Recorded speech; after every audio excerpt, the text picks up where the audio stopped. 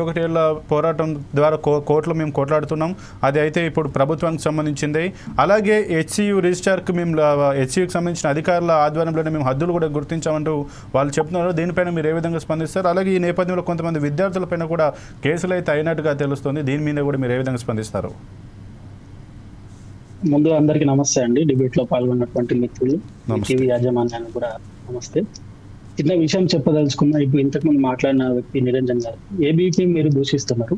ముఖ్యమంత్రి రేవంత్ రెడ్డి గారు కూడా ఏబీపీ నుంచి వచ్చారని మీరు ముందుగా తెలుసుకోవాల్సింది.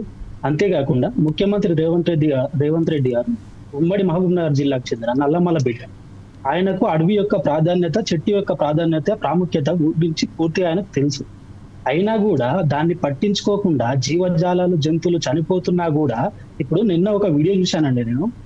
సెంట్రల్ యూనివర్సిటీకి సంబంధించినటువంటి విద్యార్థులు నాకు వీడియో పంపింటూ ఆ పక్షుల ఆర్త నాదాలు, రాత్రిపూట గూళ్ళలో ఉన్నటువంటి ఆ పక్షుల ఆర్త నాదాలు 50 జేసీబీలు వచ్చి కూలుస్తున్నప్పుడు దాన్ని వింటే మన గుండె తరుక్కుపోతుందండి. అవి కూడా మనుషుల్లాగా జీవులే కదా. వాటిని చంపే ప్రయత్నం ఎందుకు చేస్తా ఉన్నారు? అవును, ప్రభుత్వానికి సంబంధించిన భూమి అని మీరు చెప్తున్నారు కదా. ప్రభుత్వానికి సంబంధించిన భూమి అయితే మీరు ఇట్లాగే చెట్లను కొట్టేసి ఇట్లే ఐటీ డెవలప్మెంట్ కావాలి. ఇప్పుడు కూడా గచ్చిబౌలిలో చాలా అద్భుతంగా ఉన్నది ఐటీ. మంచి అమెజాన్ నుంచి మైక్రోసాఫ్ట్, విప్రో అన్ని కంపెనీలు కూడా అక్కడే ఉన్నాయి. కానీ దాంతో పాటు మన పర్యావరణ పరిరక్షణ కూడా ముఖ్యంగా అవసరము.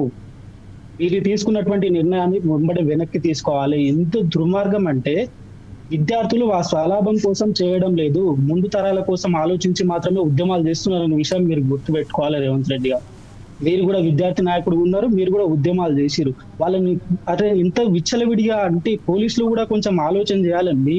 మీ బిడ్డలే వాళ్ళు, మీరు బిడ్డలే అనుకోవాలి. వాళ్ళని లా అండ్ ఆర్డర్ కంట్రోల్ చేసే విధానం పైన మీరు కొంచెం క్లారిటీ తెచ్చుకోండి. చిన్న అమ్మాయిలు 22, 23, 24, 25 ఏళ్ళ అమ్మాయిలు వాళ్ళు బెదిరుకుంటుంటే కూడా వాళ్ళని లాక్కెళ్ళి మరి పోలీసులు ఆ వ్యాన్ లో వేసుకోవడము, వాళ్ళు చేసిన తప్పేందని చెప్పేసి నేను అడుగుతా ఉన్నా.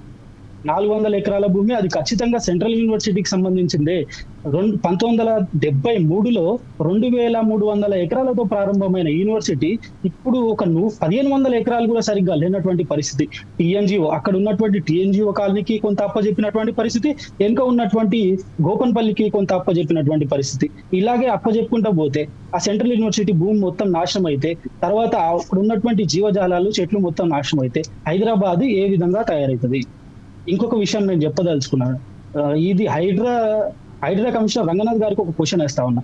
అందులో లేకుందని చెప్పేసి ఆ రిపోర్ట్ లో ఉంది. అందులో ఆ మధ్యలో లేకుందని చెప్పేసి 400 ఎకరాల్లో చెప్తా ఉన్నారు. అయితే లేకులను పరిరక్షించేందుకు, అంటే చెరువులను పరిరక్షించేందుకు ఏర్పడినటువంటి హైడ్రా కమిషనర్ కళ్ళు మూసుకున్నారా? దీన్ని కూడా పరిరక్షించాలి కదా. ప్రభుత్వంకి ఒక న్యాయము, ఆ పేదలకు ఒక న్యాయమా?